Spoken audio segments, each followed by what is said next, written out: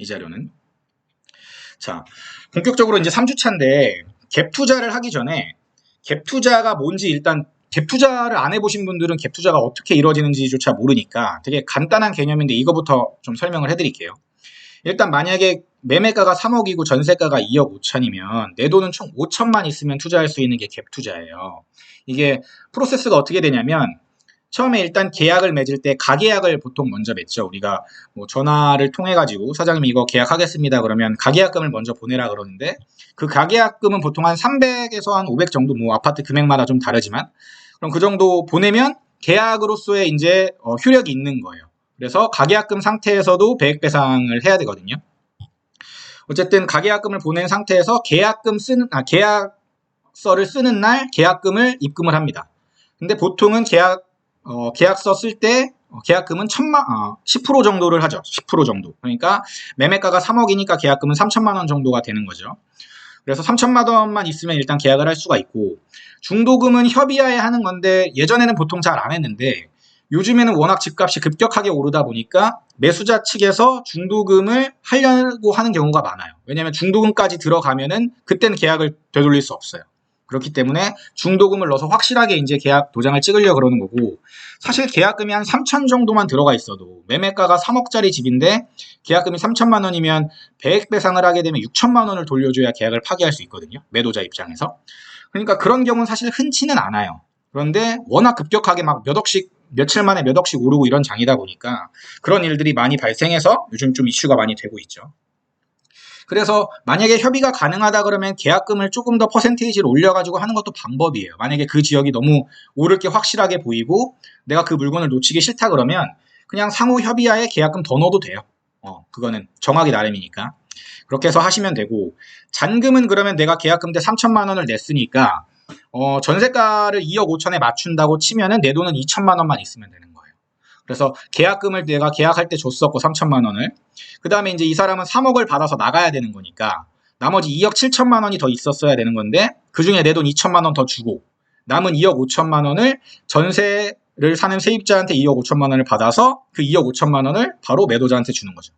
뭐 통장은 왔다 갔다 해도 되고 아니면 그 전세 들어오는 사람이 매도자한테 바로 통장으로 싸줘도 돼요. 이거는 뭐 상호 협의하에 진행하면 됩니다. 이렇게 투자하는 게 갭 투자예요. 그럼 갭 투자가 어떻게 하는 건지보다 더 중요한 건, 이건 뭐 계약을 실제로 한두 번 해보면 다 알 수 있는 거니까 어디에 해야 되는지가 중요한데, 이 기본을 잊은 상태로 투자하는 경우가 요즘 많이 발생한다는 거예요. 그냥 무조건 갭이 적으니까 투자하는 것들이 다 이런 것 때문에 제가 이 말씀을 드리는 거예요. 일단 기본적으로 갭 투자를 하려면 전세 가격이 오르는 데 투자해야 돼요. 갭 투자뿐만 아니라 모든 부동산 투자의 기본은 전세가가 올라줘야 돼요.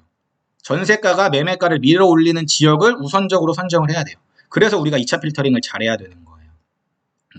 그래서 전세 수요가 꾸준하고 전세가가 많이 오를 수 있는 지역을 선택하는 것이 기본이다.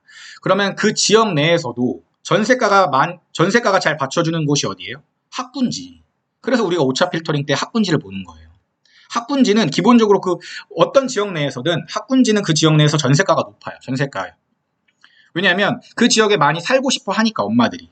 내가 살 돈이 없더라도 전세로라도 살려고 하니까 그 지역에 전세가가 높은 거예요.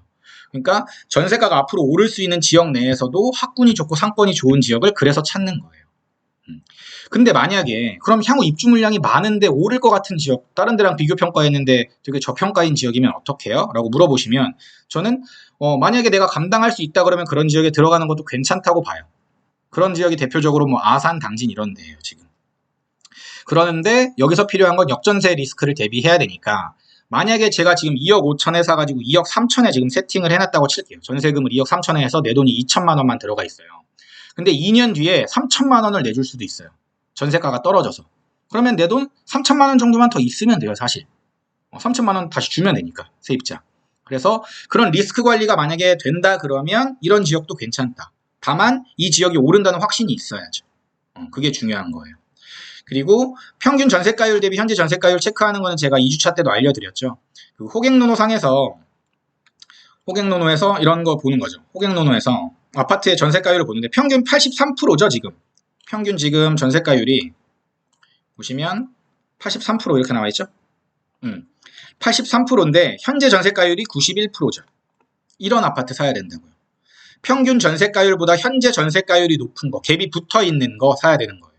그리고 평균 전세가율이 너무 높으면 안 좋을 수 있다. 왜냐하면 그 아파트는 내가 매매하기는 싫고 전세로만 살고 싶은 아파트일 수도 있는 거예요. 그래서 막 평균 전세가율이 막 90, 92 막 이렇게 되는 데들이 있어요. 그런 아파트들은 조금 분석을 조금 더 철저하게 할 필요가 있어요. 그런 아파트들이 안 오른다는 게 아니라 그런 아파트들은 조금 위험할 수 있고 매매 선호도는 좀 떨어질 수도 있다는 거를 염두에 두시고 접근을 하셔야 된다는 겁니다. 아시겠죠? 이렇게 보고 그 다음에 자 다시 보시면 자 그럼 이제 상황별 장단점을 한번 볼게요. 이게 그 갭 투자를 할 때 그 집이 현재 빈 집인지 아니면은 매도자가 실거주하고 있는 집인지 아니면 세입자가 실거주하는 집인지